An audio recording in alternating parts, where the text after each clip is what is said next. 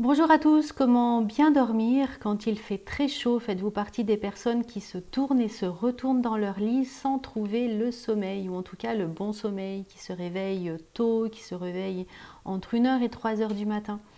Alors voici quelques astuces en tout cas pour vous accompagner dans ce mieux dormir pour être en forme et bien dans sa vie. Alors les fondamentaux, j'en avais parlé dans ma précédente vidéo, c'est effectivement pas de lumière bleue, c'est-à-dire pas de smartphone, pas d'écran, pas de lumière vive quand vous souhaitez aller vous endormir, tout simplement parce que ça va couper votre mélatonine, cette hormone qui vous permet de dormir et de récupérer, puisque les faisceaux lumineux vont venir au niveau de la rétine et vont activer donc cette mélatonine pour qu'elle s'arrête, et ça va couper votre sommeil de qualité. Donc on évite les lumières bleues, on évite ainsi de travailler aussi, de faire fonctionner son cerveau, parce que si on fait fonctionner son cerveau vraiment sur de la concentration, bah effectivement on n'est pas prêt à s'endormir. Le sommeil se prépare dès le matin, mais se prépare aussi sur la veillée pour pouvoir dormir et réduire son activité, puisqu'on va réduire notre production de cortisol. Donc dans la même idée, on ne fait pas de sport non plus, puisqu'on va activer ses muscles et on va demander beaucoup d'énergie alors que l'on souhaite s'endormir profondément. Dans la même idée, pas de douche chaude non plus le soir, puisque notre corps a besoin de se refroidir, de descendre en température. La température du corps, c'est 36,6, 36,8. Donc dans la chambre, la température idéale, c'est plutôt 18. Donc avec ces fortes chaleurs, ne vous couvrez pas trop, et puis permettez que l'air rentre un petit peu au moment du coucher. On aère un petit peu le soir. Et puis on va éviter aussi tout ce qui va être alcool, tout ce qui va encombrer les intestins. L'essentiel, c'est de manger léger le soir. C'est pour ça qu'on mange plutôt autour de 18h, 19h maximum quand on veut s'endormir à 22h, pour que le grand de la digestion soit fait et que l'on puisse aller avec l'estomac vide au niveau du coucher. Ça évite en plus les renvois pour les personnes qui sont un peu ballonnées. Donc c'est vraiment très bien de manger très peu le soir, et on va choisir des aliments qui vont plutôt être alcalinisants et avec des fibres. Donc on va éviter la viande le soir, on évite les laitages le soir également, et on va plutôt choisir des bananes, de l'avocat, des lentilles, des aliments qui vont se digérer facilement et en petite quantité. Pourquoi on va choisir plus des légumes ou des fruits? Tout simplement parce que ces légumes et ces fruits vont vous apporter une bonne hydratation, puisque quand on va dormir, on a besoin d'être hydraté. Dès qu'on est déshydraté, on va mal dormir. Et l'hydratation, ce n'est pas boire des litres. Moi, j'ai souvent entendu dire il faut boire 2 litres par jour parce que sinon on n'est pas hydraté et il faut faire fonctionner ses reins. Non, c'est pas vrai. Dans certains pays où il fait très chaud, notamment en Afrique, on boit très peu, tout simplement parce qu'ils n'ont pas d'eau potable. Pas beaucoup d'eau potable en tout cas, ou pas assez, donc ils ne boivent pas toute la journée. Par contre, ils s'hydratent grâce aux fibres qu'ils vont absorber, et c'est ces fruits et ces légumes au cours de la journée qui vont absorber cette hydratation, et donc on arrête à peu près de boire. Et quand je dis arrête, ça ne veut pas dire qu'il ne faut pas boire un verre d'eau, mais on va ralentir son hydratation à partir de 17h. Et c'est vers 17h qu'on va manger ces fameux fruits pour qu'ils ne viennent pas en contradiction avec la digestion, avec d'autres légumes, surtout si vous êtes intolérant au fructose. C'est-à-dire si vous ballonnez avec les fruits, tout simplement parce qu'il y a trop de sucre actuellement dans les fruits, puisque les fruits sont sélectionnés pour être très sucrés, et ce sucre va vous déshydrater.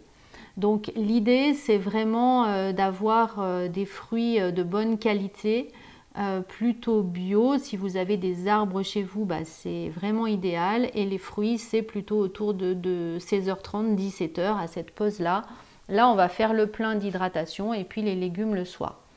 Pas de soupe ou sinon des soupes juste où vous avez écrasé les fibres et qui sont très sommaires parce que plus la soupe est enveloutée, moins vous avez de fibres, donc vous êtes en train de boire tout simplement, mais vous n'avez pas les bienfaits au niveau de votre tube digestif, de votre côlon, et du coup vous n'allez pas forcément bien dormir. Voilà pour tout ce qui est alimentation en tout cas, mais c'est vraiment très très important. Et donc quand vous allez vous coucher, ne pensez pas qu'il faut un certain nombre d'heures pour pouvoir bien dormir. Nous avons tous perdu en nombre de sommeil. Vous l'avez remarqué, maintenant les films commencent jamais avant 21h15. Quand j'étais jeune, ça commençait à 20h30. Donc on a perdu 3/4 d'heure de sommeil puisque le film se termine 3/4 d'heure plus tard. Pour autant, on se lève tous entre 6h, 6h30 ou en tout cas une grande partie, peut-être que vous levez encore plus tôt. Mais l'idée c'est que ce n'est pas le nombre d'heures de sommeil qui est important, mais c'est vraiment comment vous dormez. On dort tous sur des cycles d'environ 90 minutes, ça peut être 60 minutes, ça peut être 120 minutes, mais en moyenne 90 minutes et ces cycles se répètent. C'est tout à fait normal de se réveiller. Entre chaque cycle, on a 1 à 3 minutes de réveil et ça, c'est tout à fait normal. Donc, on se réveille tous, mais l'idée, c'est qu'on se rendort et que le lendemain, on ne s'en rend pas compte. Par contre, si on se réveille plus longtemps, alors on a conscience de notre réveil. Et l'idée, c'est déjà de se dire, ok, je suis réveillée, maintenant, je vais juste respirer pour pouvoir me rendormir et être bien. Soyez vigilant à qu'est-ce qui vous réveille. Est-ce que c'est des pensées? Est-ce que c'est des douleurs? Plus vous allez boire de l'eau, plus vous allez vous réveiller la nuit pour aller aux toilettes et plus vous drainez votre corps. Donc vous emmenez effectivement des toxines, mais vous emmenez aussi des bons minéraux. Donc par exemple le magnésium va être utile pour pouvoir bien dormir et avoir les muscles qui peuvent se redécontracter. Comment on sait si on a bien dormi, puisque ce n'est pas le temps, ce n'est pas 6 heures de sommeil, ce n'est pas 7 heures ou ce n'est pas 8 heures ou ce n'est pas 10 heures. C'est juste quand on se réveille le matin, on doit être en forme. C'est-à-dire qu'on doit sortir du lit agréablement, sans aucune douleur, même si on a de l'âge, et de se sentir bien dès le matin, puisqu'on a reposé le corps. Donc normalement, le matin, c'est là où on est le plus en forme.